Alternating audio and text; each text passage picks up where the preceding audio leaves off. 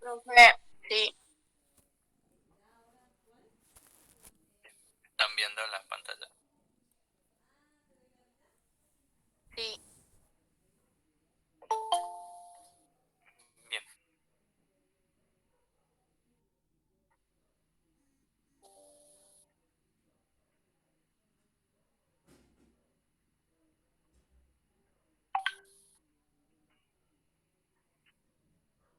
están viendo completa ahora. Sí, profe. Bien, para aprovechar el tiempo, ¿sí? Vamos a empezar entonces con la unidad número 4, ¿sí? Con lo que es micología, ¿sí? Ya como nos queda pocas clases, por eso me interesa mucho que vayamos avanzando, ¿sí? Y vamos un poquito rápido, bueno, si tienen alguna duda, me dicen y aclaramos la duda, ¿sí? Pero vamos a ir un poquito rápido, ¿sí? Así que estén atentos, ¿sí? Y ya saben, cualquier duda me preguntan, ¿sí? Así que entonces empezamos con la unidad número 4, ¿sí? Con micología.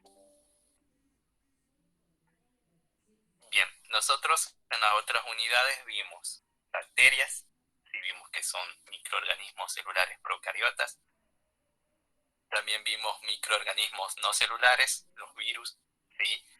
Y ahora vamos a estudiar al otro grupo de microorganismos celulares. En este caso, ¿a qué tipo de microorganismos? Si ya vimos procariotas, ya vimos virus, Hongos. hongos. ¿Y qué son los hongos? ¿Eucariotas? Son, Eucariotas y procariotas, ay, profe. son Oh, son microorganismos celulares eucariotas. eucariotas, ¿sí? Son Eucariotas pueden ser eucariotas. unicelulares o pluricelulares. Ah, ya me había asustado. Digo, ¿de dónde surgieron hongos que son procariotas? Bien, entonces, son eucariotas. ¿Por qué son eucariotas? ¿Cómo es la célula? ¿Qué tiene la célula de las eucariotas? ¿Núcleo? Tiene órganos que está mejor organizado y Bien, tiene un posee, núcleo en la membrana nuclear, a diferencia de la procariota. bien, posee un verdadero núcleo, por eso son eucariotas, y también es más compleja la célula en cuanto a la organización. Sí, vamos a tener el núcleo, vamos a tener las organelas, donde se va a llevar a cabo diferentes tipos de funciones en la célula, que si la comparamos con la procariota, vemos que la procariota no tiene núcleo y tampoco tiene organelas, ¿sí? Es en cuanto a las principales diferencias entre la eucariota y la procariota. Entonces, estos microorganismos celulares eucariotas, que son los hongos, van a tener esa estructura más compleja. Por lo tanto, van a ser de mayor tamaño en comparación a las bacterias, que son procariotas. ¿Sí? Bien.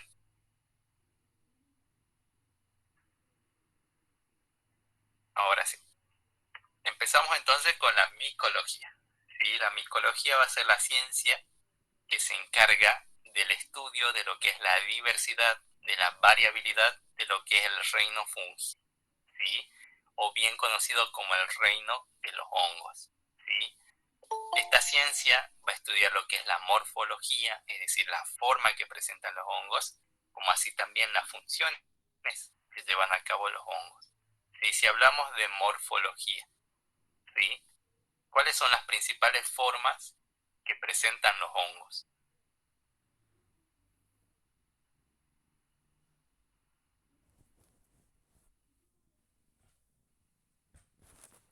Según el video, ¿cuáles eran las formas que presentaban los hongos?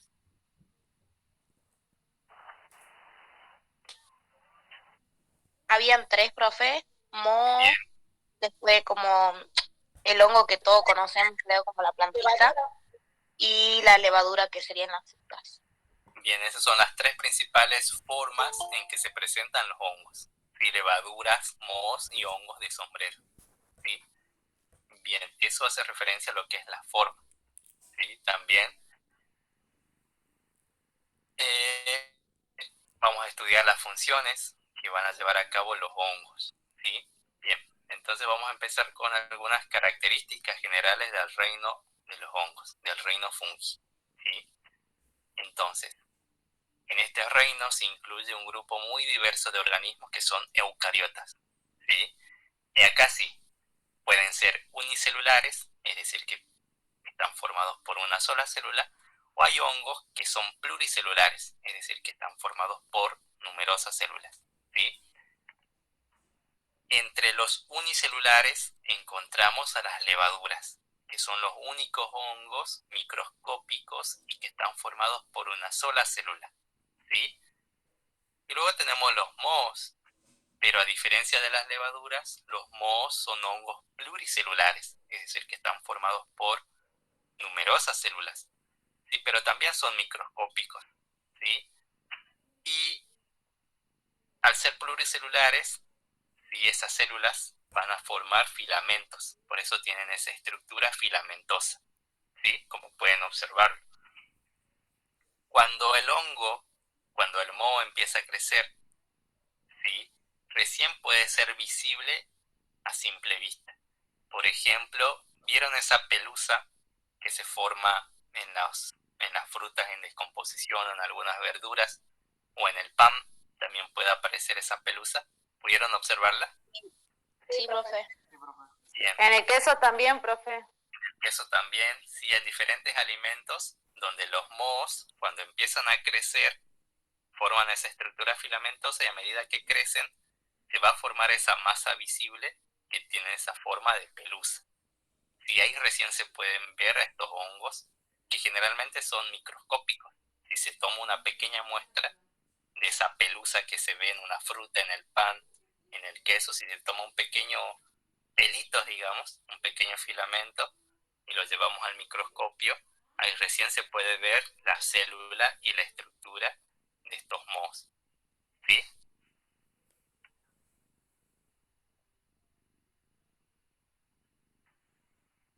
Bien, y acá ya tenemos los hongos que sí se ven a simple vista, que son los hongos macroscópicos, que son hongos también pluricelulares, están formados por numerosas células, y son los famosos setas, ¿sí? Que también se lo conocen como hongos de sombrero, ¿sí? Son los macroscópicos los que se pueden ver, ¿sí? Eso en cuanto a las principales formas que van a presentar los hongos, ¿sí? Otra característica importante es que poseen una pared celular, las células de los hongos, ¿sí? Pero en cuanto a la composición química, ¿sí? Va a ser muy diferente a la pared celular de las bacterias, ¿sí? En este caso, los hongos van a poseer una pared celular, pero es de quitina, ¿sí? Es el principal componente químico de la pared celular de los hongos. Obviamente que esta pared le va a dar ese soporte a la célula y la va a proteger, le va a dar la forma, ¿sí? Eso en cuanto a la pared celular de estos seres vivos, ¿sí? Bien, en cuanto a la mayoría de los hongos son terrestres, ¿sí? Generalmente habitan en lo que es el suelo, lo que es la madera o en algún material orgánico que esté en descomposición. ¿Sí? Son los ambientes favoritos por los hongos, ¿sí? Y al ser degradadores, al ser descomponedores, ¿sí? Van a cumplir un papel muy importante en el ambiente, porque degradan la materia orgánica en descomposición y de esa manera ayudan o contribuyen a lo que es el ciclo del carbono. Es decir, que van a descomponer ese material orgánico, lo transforman para que vuelva a ser reutilizado en lo que es el ciclo del carbono, como así también por otros seres vivos, ¿sí? Y son heterótrofos. ¿Qué significa que sean heterótrofos los hongos? Se alimentan de otros. Bien, se alimentan de otros seres vivos, ¿sí? Eso significa heterótrofo, que no fabrican su propio alimento, ¿sí? Y en cuanto a la nutrición, ¿sí? Los hongos tienen una forma muy particular en cuanto a lo que es la nutrición, ¿sí? Ese proceso de nutrición lo va a llevar a cabo afuera del organismo, ¿sí? Es decir, que los hongos van a producir enzimas que le van a liberar al ambiente y esas enzimas se van a encargar de digerir los compuestos orgánicos, y una vez que están descompuestos, ahí recién el hongo lo va a absorber. De esa manera se nutren los hongos, ¿sí? Si lo comparamos con los animales, ¿cómo es nuestra nutrición? ¿Afuera o adentro del cuerpo? Profe, ¿cómo dijo? Adentro del cuerpo. Adentro del cuerpo, y a través de nuestro tracto digestivo, si ahí se realiza la nutrición, si se descomponen los alimentos, ¿sí? Y de ahí se obtienen los nutrientes, ¿sí? Y en cambio los hongos los realizan afuera, es decir, que van a eliminar enzimas que van a degradar esos compuestos orgánicos, y una vez degradados recién el hongo lo va a absorber, ¿sí? Esa es la diferencia en cuanto a la nutrición de los animales, ¿sí?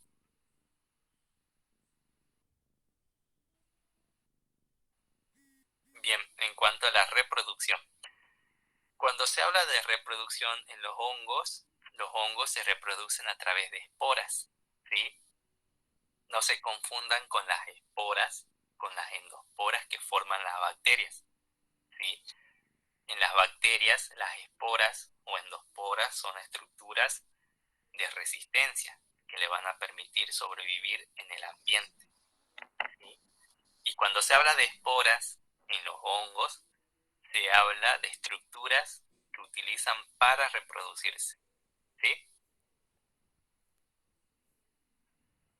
Si vieron en el video, pudieron observar cómo los hongos liberan las esporas, y a partir de las esporas empiezan a crecer los nuevos hongos, ¿sí? Por eso son estructuras que participan en la reproducción de los hongos, ¿sí? ¿Vamos bien hasta ahí? Sí, profe. Sí, profe. Sí, profe. Sí, profe. Bien. Entonces vamos a encontrar hongos que son saprófitos. Eso significa que se van a nutrir a partir de materia muerta o en descomposición. Eso significa saprófito. Y la mayoría son saprófitos porque descomponen esa materia orgánica para poder nutrirse, ¿sí? Otros son simbiontes. Van a formar una asociación mutua con otro ser vivo, y por ejemplo las micorrizas, que son hongos que se adhieren y crecen en las raíces de las plantas, y ayuda a la planta a que se puedan absorber otros minerales y otros nutrientes, ¿sí? ¿Y qué recibe a cambio el hongo? Va a recibir alimento de la planta, y por lo tanto se genera una asociación que es mutua, donde ambos resultan beneficiados, ¿sí? Y vamos a tener otros hongos que son parásitos. En este caso son hongos que toman nutrientes de las células vivas, tanto de plantas como animales, y se establece una relación perjudicial, es decir, que van a causar enfermedades, tanto en las plantas como en los animales, ¿sí? Bien, eso en cuanto a las características generales que van a presentar los hongos, ¿sí?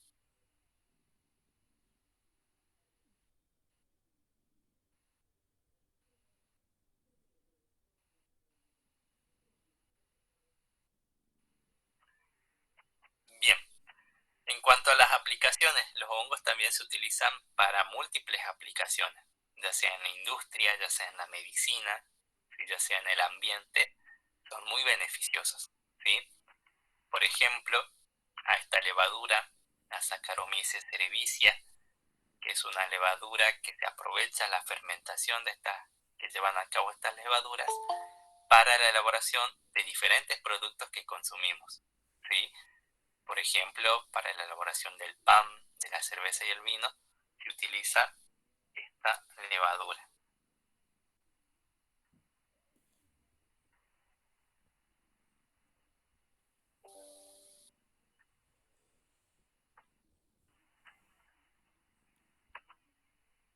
Otros hongos se van a utilizar, por ejemplo, para la elaboración de quesos.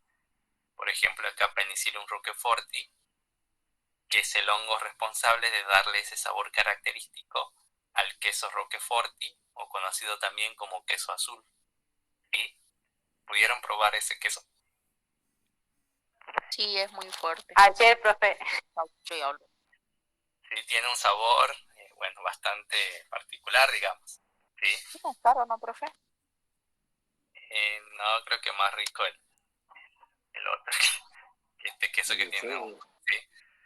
Y acá pueden observar cómo, en este caso, Penicillium roqueforti, que es un moho, ¿sí? Es un hongo filamentoso, empieza a crecer en el queso y empieza a formar lo que es el micelio, que es esa estructura en forma de pelusa que se puede observar.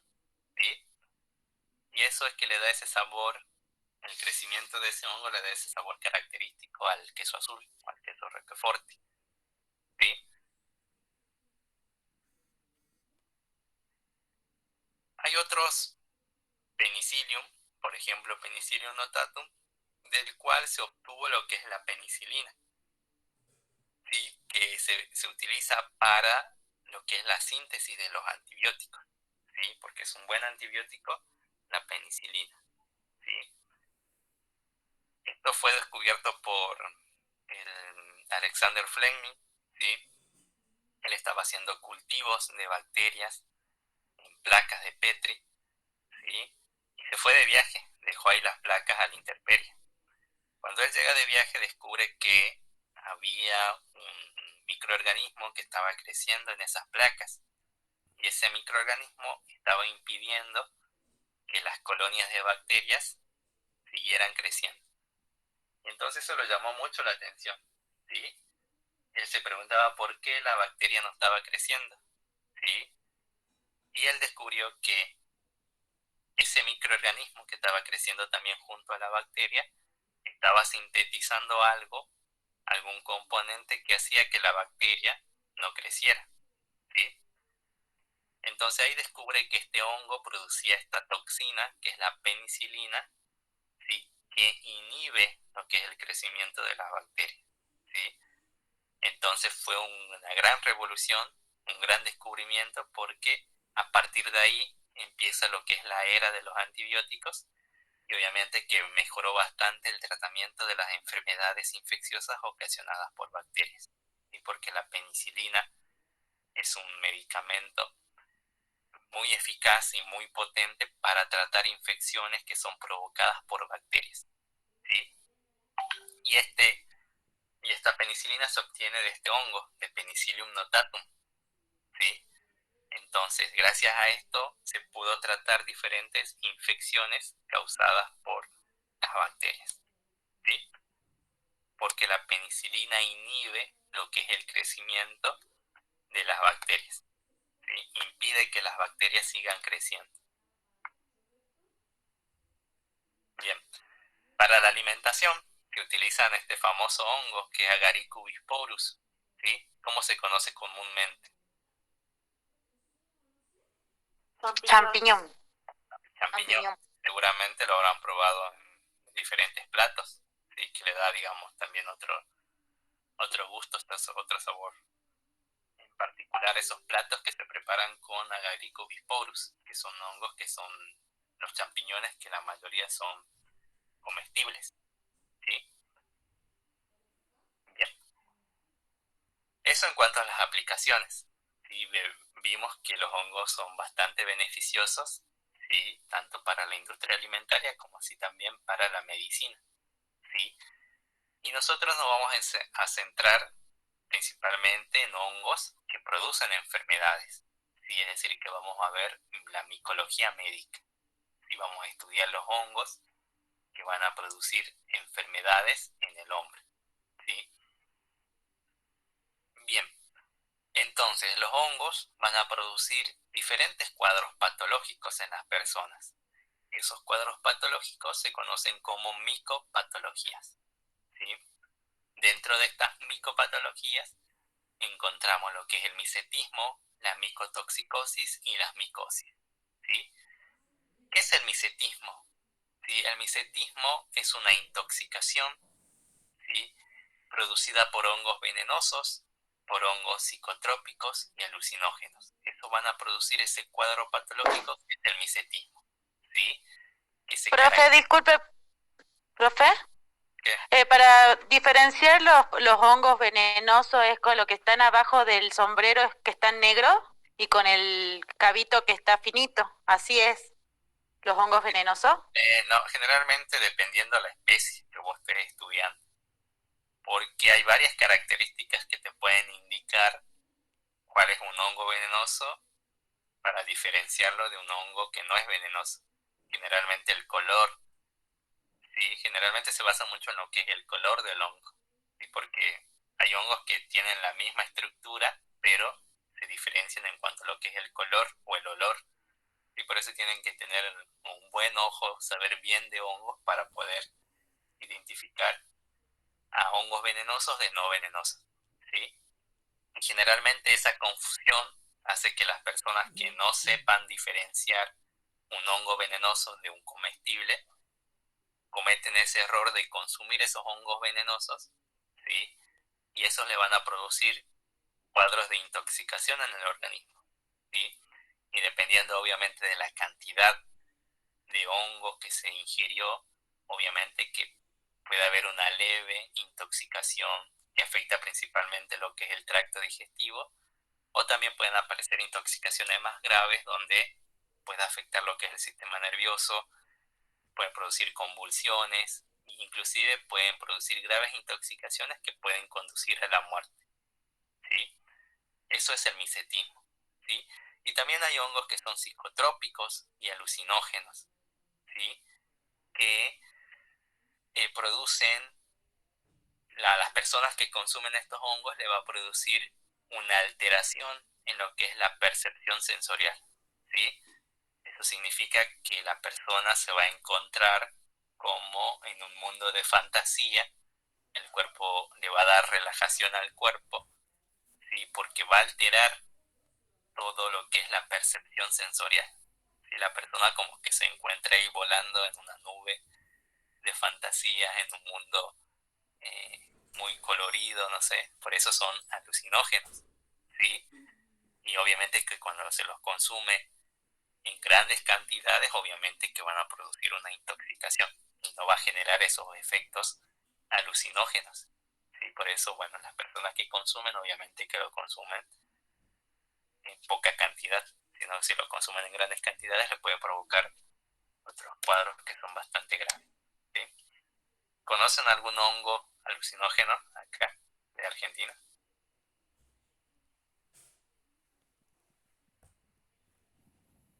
¿No consumen hongo usted?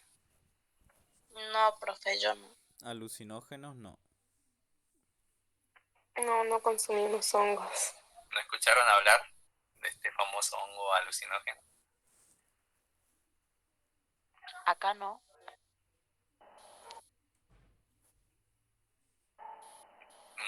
Seguramente en una... Puede ser que haya algo llamado cucumel. En el TikTok nomás. En las películas nomás. Bien, acá lo dijo su compañero, el cucumelo. Sí, este no es el cucumelo. ¿Están observando la pantalla? Sí, profe. Profe.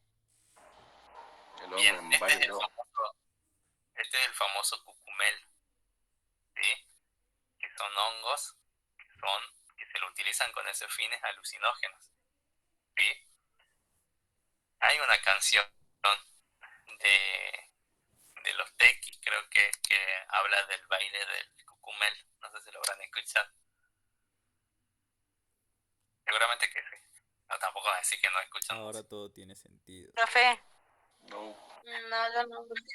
Sí escucho música, pero no escuché eso. Sí, bueno, cuando escuchen el baile del cucumelo, bueno, se darán cuenta por qué le dicen el baile del cucumelo, porque este hongo alucinógeno va a provocar esas sensaciones de placer, de la persona está como excitada, ¿sí? Como que baila, tiene esas sensaciones de otro mundo, y por eso son alucinógenos. Y esta canción hace referencia a eso, al baile del cucumelo, que es este hongo que produce esas sensaciones en las personas que lo consumen, ¿sí? Y entre hongos venenosos acá de Argentina encontramos a Amanita phalloides, ¿sí? Se lo confunde mucho con quién.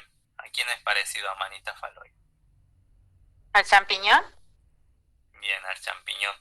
Sí, es muy parecido al champiñón, pero acá sí. A eso profe, eso es lo que me refería, que el cabito, yo le digo cabito, es finito y el sombrero es también finito y adentro tiene negro, porque nosotros consumíamos hongos silvestres y para detectar si había alguno venenoso poníamos un ajo y si el ajo se ponía negro era porque estaba contaminado, porque nosotros hacíamos escabeche de hongos silvestres, digamos, para comer. Claro. Sí, generalmente sí. Se debe al color principalmente. Generalmente los champiñones son blancos.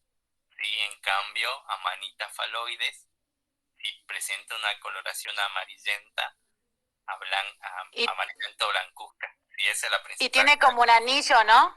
Tiene un anillo ahí en el cabito. Sí, ese es el velo, ¿sí? Entonces, de esa manera se pueden identificar estos hongos que son venenosos de los comestibles. Obviamente que en cada hongo va a diferir, obviamente, ¿sí? Algunos pueden ser muy parecidos y hay que analizar lo que son las esporas del hongo, ¿sí? El color de las esporas que libera el hongo y de esa manera se puede saber si es venenoso o no. Por eso va a depender de la especie que se está comparando, porque no todos se rigen, digamos, por la coloración o por el tamaño o por el sombrero o por la presencia del velo. Sí, hay algunas características que tenemos que tener un buen ojo para identificarlos, ¿sí? Por eso es que, bueno, tienen que saber bastante de hongos para ir a colectar, ¿sí? Y saber cuál es venenoso y cuál es no venenoso, ¿sí?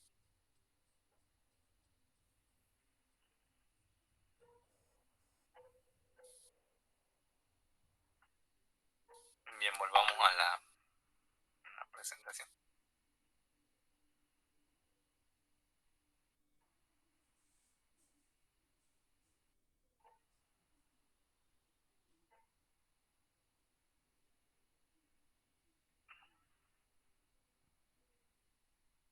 Bien, ¿me están viendo? Sí, ahora sí, profe. Bien, entonces eso en cuanto a lo que es el micetismo, ¿sí?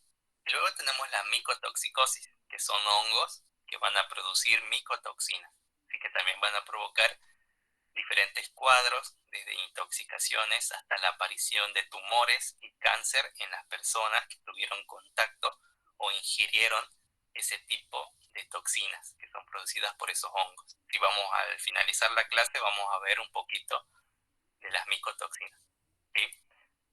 Y exclusivamente nosotros nos vamos a enfocar en lo que son las micosis, que son infecciones que son producidas por hongos que van a afectar tanto a la superficie como así también en la parte interna de nuestro cuerpo, ¿sí? Bien, y generalmente las levaduras y los mohos son los hongos que van a producir esas micosis en las personas, ¿sí? Nunca vamos a encontrar un hongo de sombrero que provoque una micosis, ¿sí? Las micosis son exclusivas y son producidas por levaduras y por mohos, ¿sí? Bien, ya hablamos un poco de levaduras, sabemos que son unicelulares, que son esféricos, ¿sí? Los mohos son pluricelulares, están formados por filamentos, y esos filamentos reciben el nombre de hifas, ¿sí? Cuando les dije, cuando el hongo empieza a crecer, esas hifas van a formar una masa visible, que es esa pelusa que se puede observar a simple vista, y eso se conoce como micelio. Y ahí recién se puede observar a los mohos, ¿sí? A simple vista, ¿sí? Pero generalmente son microscópicos, ¿sí? Se van a presentar de esta forma bajo lo que es el microscopio, ¿sí? Pueden observar que están formados por numerosas células, por eso son pluricelulares y forman esa estructura filamentosa que a medida que van creciendo van a formar esa masa visible que es el micelio, ¿sí?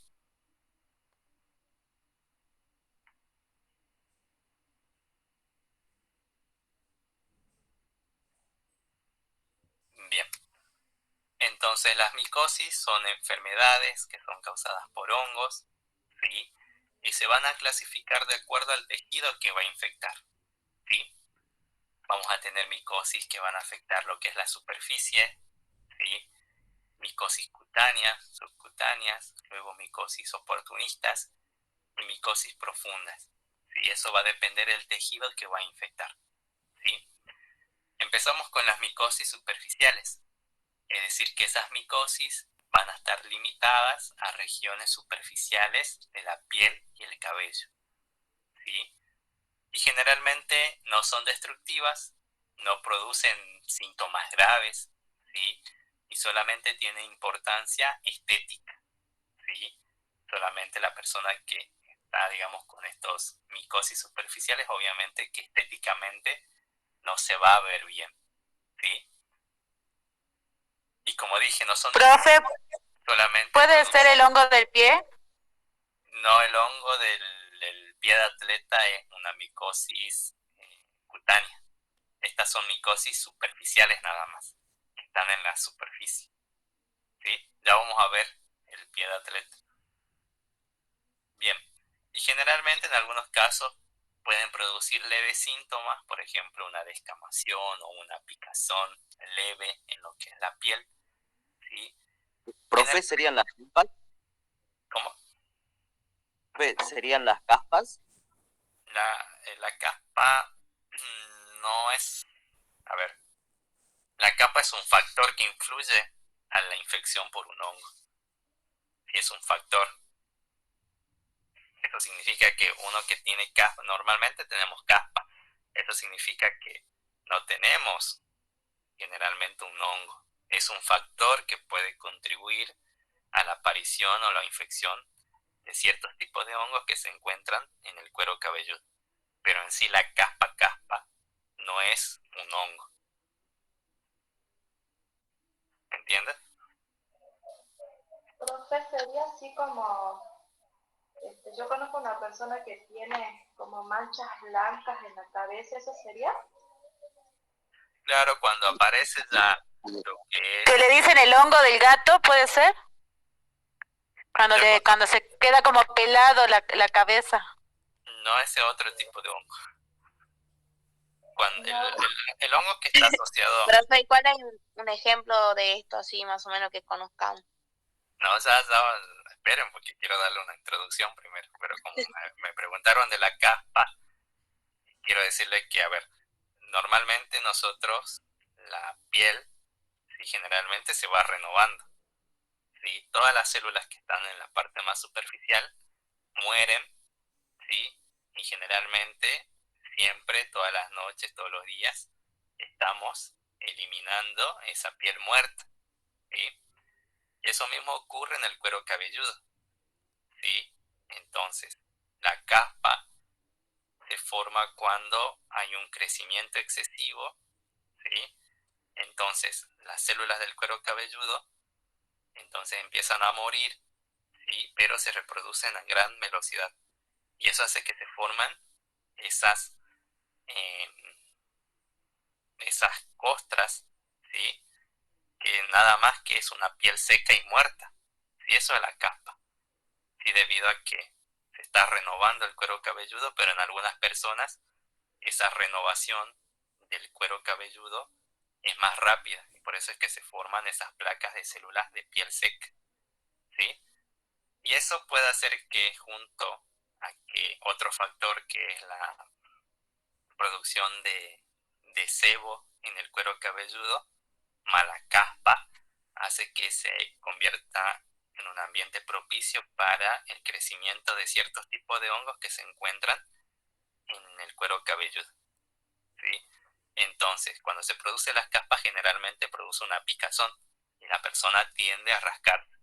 Cuando se rasca puede provocar una herida en la piel, ¿sí? Entonces, ahí se puede aprovechar el hongo de ingresar en esa herida, ¿sí? Entonces el hongo al encontrarse en ese ambiente propicio, entonces empieza a crecer y ahí aparece recién lo que es una micosis ocasionada, en este caso por este hongo que es Pterosporum ovale, que es el hongo que habitualmente se encuentra en el cuero cabelludo, pero cuando las condiciones son propicias, cuando hay gran cantidad de caspa, cuando hay gran cantidad de sebo y mucha grasa en el cuero cabelludo, eso le convierte en un ambiente propicio para que estos hongos empiecen a crecer, y estos hongos sí van a producir esa infección, que la piel se torne de color rojiza, ¿sí? Que haya una picazón más intensa, un escozor, ¿sí? En algunos casos se puede agravar y puede producir una grave infección, y por eso es que esos factores como las caspas y el sebo del cuero cabelludo propician el crecimiento de esos hongos, ¿sí? Pero la caspa no es un hongo, a eso es a lo que me quiero referir, ¿sí?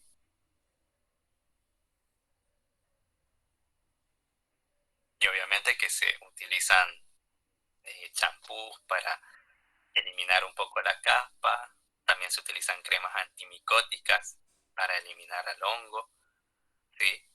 Entonces son tratamientos que se realizan solamente en lo que es la superficie de la piel, ¿sí? ¿Vamos bien hasta ahí? Sí, profe. Bien. Entonces la persona que tenga caspa no significa que tenga hongos, ¿no? A eso me quiero referir.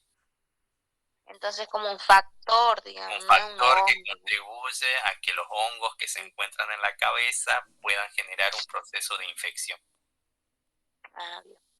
¿sí? Porque todos poseemos caspa, porque es algo natural debido a que nuestra piel siempre se va renovando, ¿sí? Y se va eliminando esas células muertas. Eso es lo que es la caspa. Son células muertas del cuero cabelludo. Profe, pero es mentira, ¿no? Que dicen que la caspa es contagiosa. No, porque son células muertas de la piel. Hay personas que tienen más caspa porque se va renovando más rápido, digamos, las células del cuero cabelludo, y eso provoca que se formen esas placas de células muertas. ¿Sí? Yo pensé que era verdad, profe, porque mi mamá me decía, no sé el peine de tu tío, que esto, que lo otro. Y un día yo lo usé porque no sé dónde había dejado mi peine y después tuve caspa y yo pensé que sí era contagioso. No es contagioso, eso va a depender de la propia persona y del factor de crecimiento de las células de su piel. Porque no todos tienen la misma velocidad de crecimiento y de renovación de la piel. Hay personas que lo hacen más rápido y hay personas que lo hacen más lento. Y eso obviamente va a depender de otros factores también. Bien. Entonces, generalmente cuando se producen micosis superficiales, estos hongos se transmiten a través del contacto con el suelo, en alguna ducha, en algún gimnasio, en algún vestuario, en los artículos que son compartidos, por ejemplo, toallas o ropa de cama, o también puede haber un contacto directo entre las personas y de esa manera se pueden transmitir las micosis que son superficiales, ¿sí? Por ejemplo, tenemos a Malassezia furfur, que es una levadura, ¿sí? Que produce lo que es la pitiriasis versicolor. Esa levadura se encuentra normalmente formando parte de la microbiota normal de nuestro cuerpo. ¿Sí? Normalmente tenemos este hongo en la piel, ¿sí? Y en algunas ocasiones, en algunas personas, ¿sí? Puede provocar lo que es la pitiriasis versicolor, ¿sí? Este hongo entonces va a empezar a crecer, va a empezar a generar ese proceso de infección y puede aparecer una despigmentación, ¿sí? En lo que es la piel, ¿sí? Se forman estas manchas despigmentadas. En algunos casos se pueden agravar, pueden aparecer lo que es la descamación, lo que es la picazón, ¿sí? Como acá en esta imagen, y generalmente estos hongos empiezan a afectar lo que es la parte del cuello y lo que es el tronco, y se manifiesta a través de estos síntomas, ¿sí? Pero como dije, son solamente síntomas leves y no son destructivas en comparación a otras micosis. Y obviamente que se utilizan cremas tópicas antimicóticas para tratar a esas micosis que son superficiales, ¿sí? Y como les dije, solamente tienen esa importancia estética. Acá tenemos a otra levadura, Aorta wernicki, que produce lo que es la tiña negra, ¿sí? Porque cuando este hongo empieza a crecer en un cultivo tiene esa coloración de color negro, y por eso es tiña negra. Y en las personas le va a producir esas manchas pigmentadas de color marrón a negro, que van a estar localizadas en las palmas y en las palmas de las manos y en las plantas de los pies, ¿sí? Pero generalmente no son molestas, ¿sí? Sino generalmente son manchas que puede provocar una leve picazón o generalmente se presenta de forma asintomática y solamente va a producir esa pigmentación de color marrón a negro en las palmas de las manos o en los pies, ¿sí? Y generalmente se produce cuando generalmente este hongo se encuentra en lo que es la madera en descomposición. Cuando la persona tuvo contacto con la madera, tuvo alguna herida superficial, entonces los hongos pueden ingresar y pueden producir esa pigmentación, ya sea en las plantas de los pies o en las palmas de las manos, ¿sí? Bien, acá tenemos al género Trichosporum, ¿sí? Donde se van a encontrar a hongos que van a producir lo que es la piedra blanca y lo que es la piedra negra, ¿sí? En este caso se puede confundir, digamos, con la caspa, pero ¿cuál es la diferencia? De que este hongo va a formar un nódulo que va a englobar, se va a enrollar, ¿sí? En lo que es el cabello, y por eso aparecen esas piedras blancas cuando está ocasionada por el hongo de la piedra blanca, o de color negro cuando es ocasionada por la piedra negra, ¿sí? Entonces son estos nódulos que se forman en el tallo piloso, ¿sí? Y generalmente no van a producir otros síntomas, ¿sí? Porque se está afectando a lo que es el cabello, ¿sí? Y el mejor remedio cuando aparecen estos hongos es cortar el cabello, y obviamente también se utilizan ciertas cremas para eliminar a esos hongos que se encuentran adheridos en el cabello, ¿sí? También puede afectar a otros pelos del cuerpo. Por ejemplo, en el varón generalmente aparecen más estos hongos, puede afectar lo que es la barba, también pueden encontrarse en el pelo de las axilas, en el vello púbico, también son regiones donde pueden crecer estos hongos y pueden formar esas piedritas, ¿sí? Profe, entonces sería, a diferencia de la caspa, serían como unas piedritas chiquititas. No, recuerda que la caspa son células muertas, ¿sí? De la piel. Claro, pero también son blancas, entonces quizás... Claro, y en cambio, para diferenciarla del hongo y no confundirla, estos hongos se van a englobar en el cabello. Si vos tomas un cabello y vas a observar cómo el hongo está adherido en el cabello formando como una piedrita. Por eso se conoce como piedra blanca o piedra negra, dependiendo del color. Ah, bien. Profe, básicamente esto también se hace por el tema de poca higiene, ¿no? También. Para que Generalmente sí, muchas micosis están asociadas a la mala higiene, o generalmente a que hay partes de la piel que son bastante húmedas y cálidas, y eso se convierten en ambientes propicios para el crecimiento de hongos. Los hongos les gusta mucho los ambientes que son húmedos y cálidos, por eso vamos a encontrar hongos en esas zonas, ¿sí? Del cuerpo donde son zonas más cálidas y donde hay más humedad, ¿sí? Bien, entonces eso en cuanto a las micosis superficiales. Solamente no generan muchos síntomas, no son destructivas, pero estéticamente obviamente que la persona se va a sentir obviamente afectada, porque estéticamente no se va a ver bien cuando posee un hongo superficial, ¿sí? Luego tenemos la micosis cutánea, En este caso ya se produce una infección en lo que es la capa de la epidermis, en lo que es la capa queratinizada de la piel. También va a afectar el cabello y las uñas, ¿sí? Y acá sí empiezan a aparecer síntomas que son más moderados, digamos, en comparación a los leves síntomas que producen las micosis superficiales. Acá ya aparece el escozor, lo que es la picazón intensa, aparece la descamación, rotura de cabellos, aparecen esas manchas anulares en la piel, en las uñas se empiezan a engrosar, se tornan de otro color diferente, ¿sí? Y los hongos que producen esas micosis cutáneas se conocen como dermatófitos, ¿sí? Los dermatófitos principales que van a afectar, digamos, lo que es la parte cutánea, tenemos al género Trichophyton, a Microsporum y Epidermophyton, ¿sí? Son estos hongos que van a causar esas dermatofitosis, ¿sí?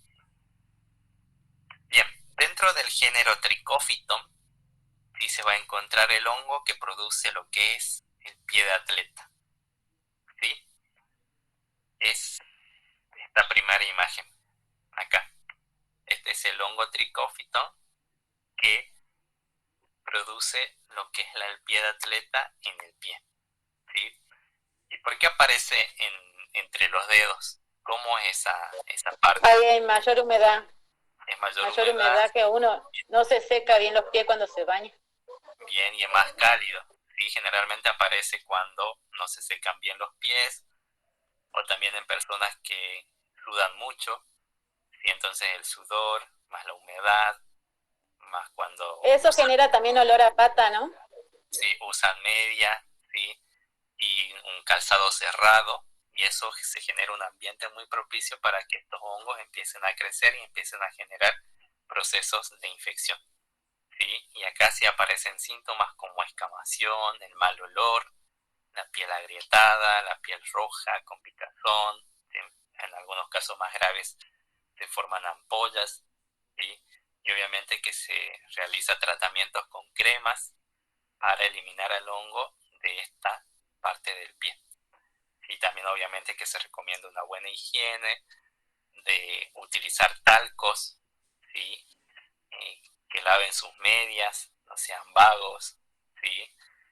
Todos los días tienen que usar una media diferente. El calzado también tienen que lavarlo con frecuencia, lo tienen que dejar ventilado para que haya un ingreso de aire, y de esa manera evitan, ¿sí?, de que el pie se convierta en un ambiente propicio para el crecimiento de estos hongos, que generalmente se encuentran en el suelo, en las duchas, en los vestuarios, en los gimnasios.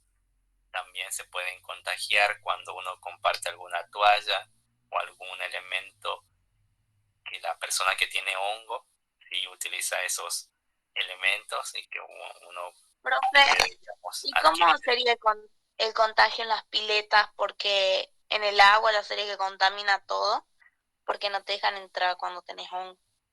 No, es digamos afuera de la pileta.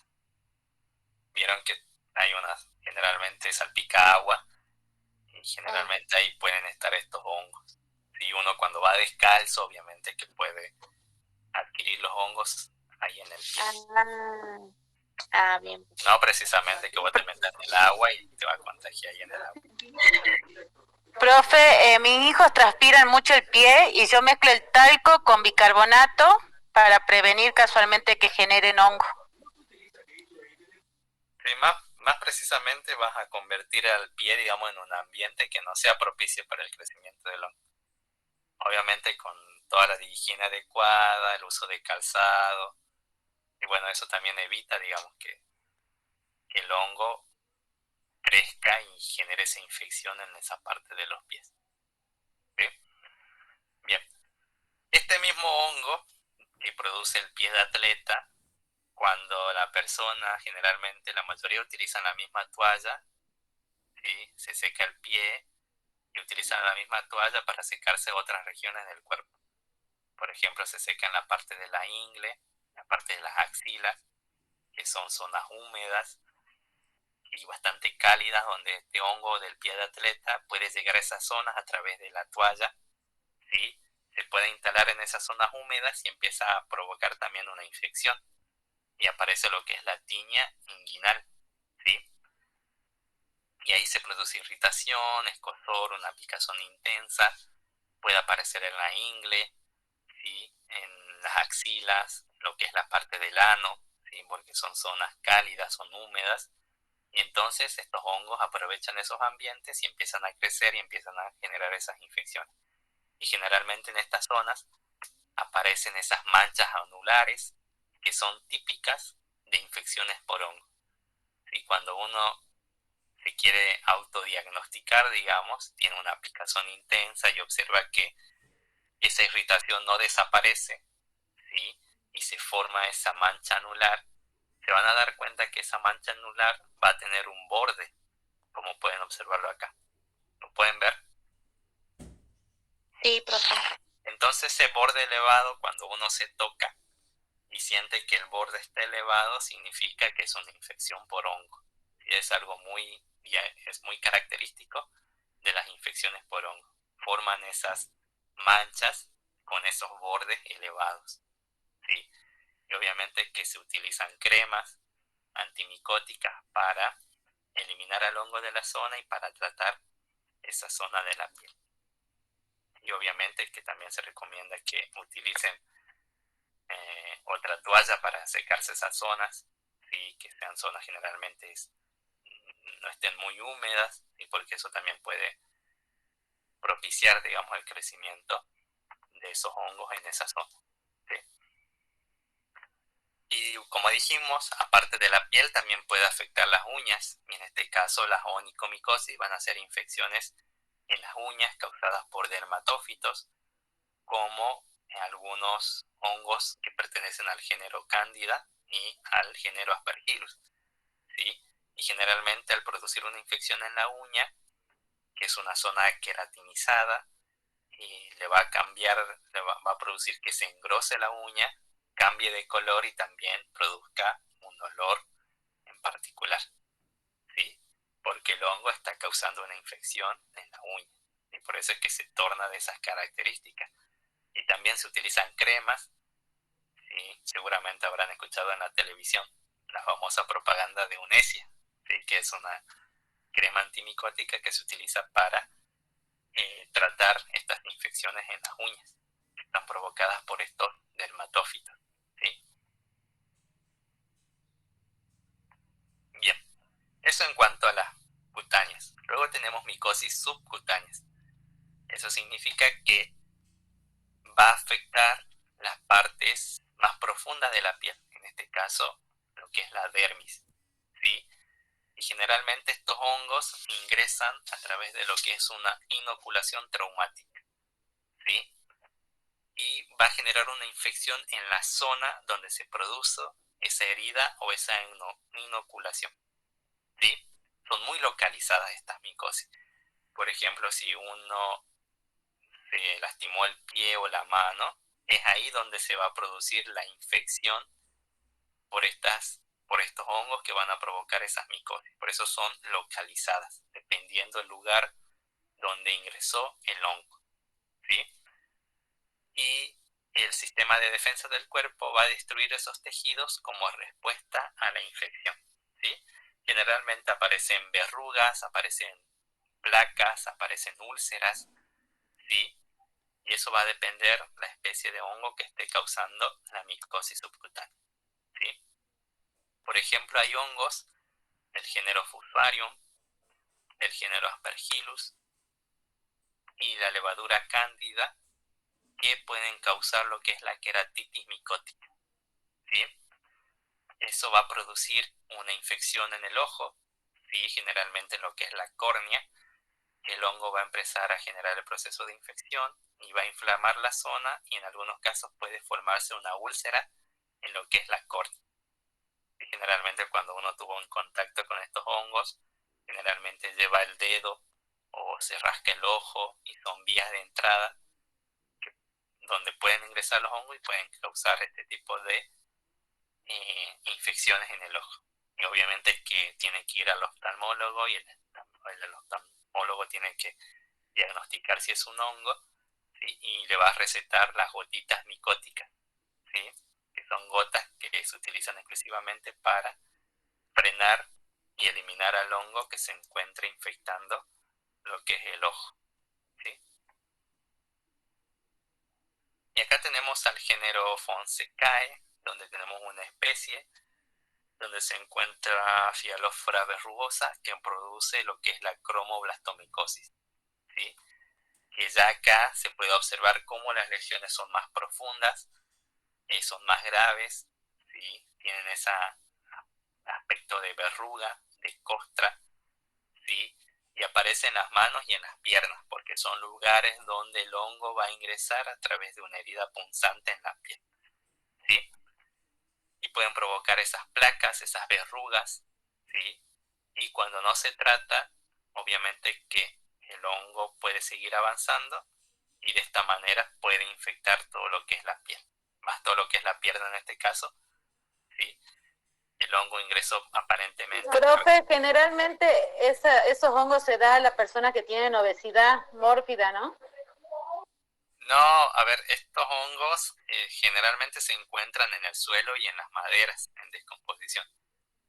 Cualquier persona que tuvo contacto con el suelo o con esa madera y tuvo alguna herida punzante, estos hongos pueden ingresar al cuerpo y de esa manera generar este tipo de infecciones micóticas.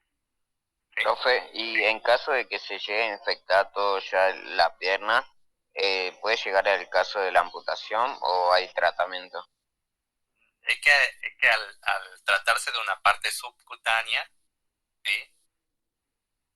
No está afectando en profundidad a otros tejidos que te puedan comprometer para amputar, digamos, la pierna. Profe, creo que lo pueden cortar, algo así, una cirugía, ¿no? Porque yo vi en Tabú, creo. Con si no me equivoco. tratamientos, obviamente con antimicóticos y cremas, obviamente que se va a tratar la infección. Pero eso ya como que, si ves que el hongo te está avanzando, está tomando toda la pierna, obviamente que ya como que el mismo paciente se dejó estar, digamos. Sí. Pero, Entonces ya cuando empiezan a aparecer esas verrugas en el pie, obviamente que ya hay que acudir al médico para hacer el tratamiento, para que el hongo no siga avanzando y tomando toda la pierna. Bueno, profe. Bien, micosis sistémicas. Sí, en este caso es la categoría más grave de las micosis. ¿Sí? ¿Por qué son sistémicas? Porque son hongos que van a afectar a tejidos más profundos del cuerpo. ¿Sí? Y se producen generalmente cuando se inhalan esporas de estos hongos que ingresan a través del tracto respiratorio y principalmente producen una infección primaria en el pulmón. ¿Sí? Ahí empieza lo que es la micosis sistémica.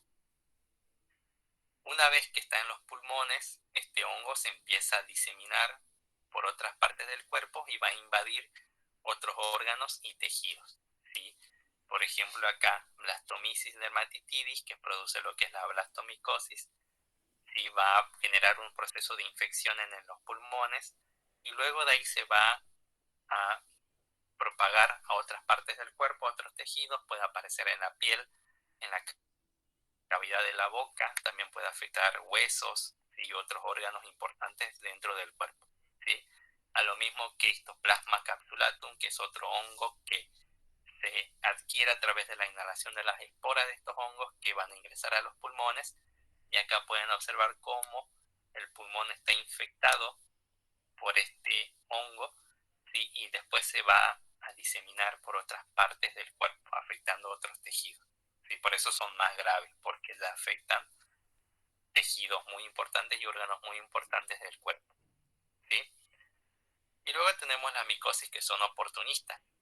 ¿Sí? En este caso son hongos que se van a aprovechar de personas que generalmente tienen un sistema inmunológico debilitado, vulnerable, como por ejemplo pacientes con VIH o pacientes con tratamiento de cáncer, ¿sí? Donde su sistema inmunológico está vulnerable, tiene bajas defensas, por lo tanto, estos hongos, que generalmente son hongos que se encuentran formando parte de nuestro cuerpo, se pueden aprovechar de esa situación, de que el sistema inmunológico de la persona está debilitado, entonces se aprovechan, empiezan a crecer y empiezan a generar procesos de infección. Por ejemplo, Candida albicans, que es un hongo que generalmente se encuentra en nuestro cuerpo, ¿sí? Y cuando la persona se encuentra con un sistema inmunológico debilitado, esta levadura empieza a crecer y empieza a generar procesos de infección. Y generalmente las candidiasis afectan principalmente a personas con VIH, ¿sí? Y generalmente en esas personas aparecen esas placas en la boca, ¿sí? En la lengua, como así también en la parte de los genitales, ¿sí? Que son micosis que son oportunistas, que van a aprovechar de la situación vulnerable de los pacientes. Otra infección que también afecta a lo que es el sistema nervioso y también a los que son pacientes con VIH es Cryptococcus neoforma, que produce lo que es la criptococosis, que puede afectar lo que es el cerebro, ¿sí? El sistema nervioso, ¿sí? Y también a este hongo se le conoce como el hongo de la paloma, ¿sí? Porque estos hongos se van a encontrar en las heces de las palomas, y cuando la persona está vulnerable, con baja defensa, inhala las esporas que se encuentran en las heces de las palomas, y estas esporas van a ingresar por las vías respiratorias, van a llegar a los pulmones, y de ahí van a empezar a propagarse a otras partes del cuerpo. Y los síntomas principales son la fiebre, la tos seca, el dolor en el cuerpo, las náuseas, la pérdida de peso. Y todo eso debido a que obviamente el sistema inmunológico de la persona está debilitado y la hace más propensa a adquirir estos tipos de infecciones por hongo. Y por eso es que generalmente las personas con VIH y personas con tratamiento de cáncer o que fueron trasplantadas al tener un sistema inmunológico vulnerable, es donde se evidencian, digamos, que son personas que son afectadas por estos hongos que se transforman en oportunistas. Por eso son micosis oportunistas. Y generalmente las personas sanas que tienen un buen sistema de defensa, generalmente estos hongos que se encuentran, por ejemplo, cándida, que se encuentra normalmente en la piel de nosotros, al tener un buen sistema de defensa, generalmente no genera esos tipos de infección. Pero cuando ya está vulnerable el sistema inmunológico, se puede aprovechar y se puede convertir en una micosis oportunista, ¿sí? Bien, para terminar, vamos a hablar un poco de las micotoxinas, ¿sí? Esas micotoxinas son toxinas que son producidas por hongos filamentosos. Y solamente los mohos, ciertos tipos de mohos, van a producir esas micotoxinas, ¿sí? Causan enfermedades como la micotoxicosis, que esto se produce cuando uno ingiere o inhala o tiene contacto directo con la toxina, y pueden provocar graves efectos. Pueden provocar la muerte, también pueden inducir a la formación de tumores, a la aparición de cáncer, ¿sí? Y obviamente que la gravedad va a depender de la cantidad de micotoxina, del tipo de micotoxina, de la duración, de la exposición, de la edad, del sexo, de la desnutrición, del consumo de alcohol, que van a ser factores que van a contribuir a la gravedad de estas micotoxinas, ¿sí? Y la mayoría se produce por la ingesta de alimentos contaminados, ¿sí? Cuando estos alimentos fueron contaminados en las cosechas o bien cuando estos alimentos fueron almacenados inadecuadamente, ¿sí? Por ejemplo, hay una micotoxina que es la aflatoxina, que es producida por Aspergillus flavus, que es el carcinógeno natural más potente que se conoce, ¿sí? Al ser carcinógeno, ¿sí? Va a producir cáncer, ¿sí? Y estas aflatoxinas afectan sobre todo lo que es el maíz, el maní, las semillas de algodón, como así también ciertos tipos de alimentos secos como los cereales, que fueron contaminados en la cosecha y que fueron almacenados inadecuadamente. Y entonces cuando la persona consume ese tipo de maíz o estos tipos de alimentos secos, ¿sí? Pueden estar contaminados por esas aflatoxinas y una vez en el cuerpo pueden provocar el daño en el hígado, pueden producir cirrosis, pueden producir hasta cáncer, ¿sí? Porque inducen a la formación de tumores, y también pueden afectar a las aves, porque ustedes saben que las aves consumen cereales, consumen alimentos secos, ¿sí? Y también le puede provocar la aparición de tumores en las aves, ¿sí?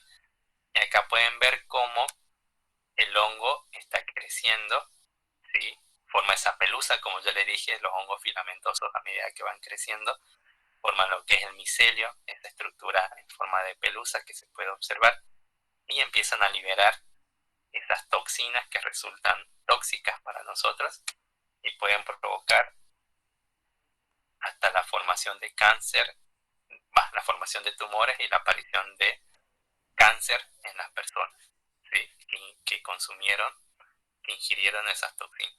¿Sí? Obviamente que hay varios tipos de micotoxina, pero quería recalcar esa porque esa es la más importante o es la más potente porque produce lo que es el cáncer. ¿Sí? Bien, eso en cuanto a lo que es hongos. ¿Sí? ¿Tienen alguna pregunta, alguna duda? No, profe. No, profe. No, profe.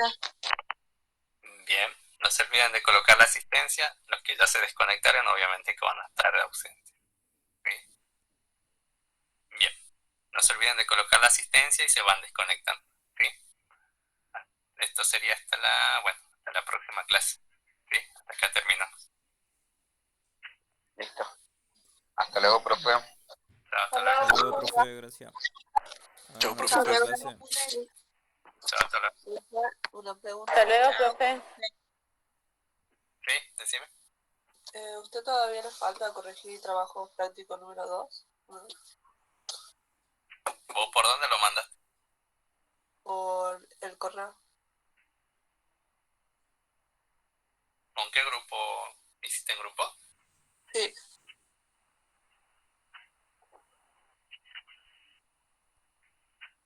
Yo corregí todo del correo y del Classroom.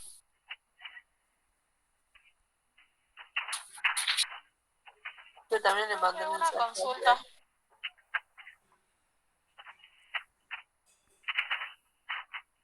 Dos me dijiste, ¿no? Sí, el 2, el de... Claro, el de... Sí, el práctico 2, profe. ¿Con quién hiciste? Angelem Solís y Fabricio Trolk.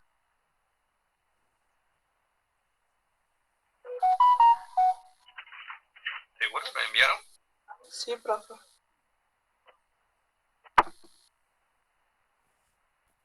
El 20 de mayo lo envié. Volverlo a reenviarlo al correo.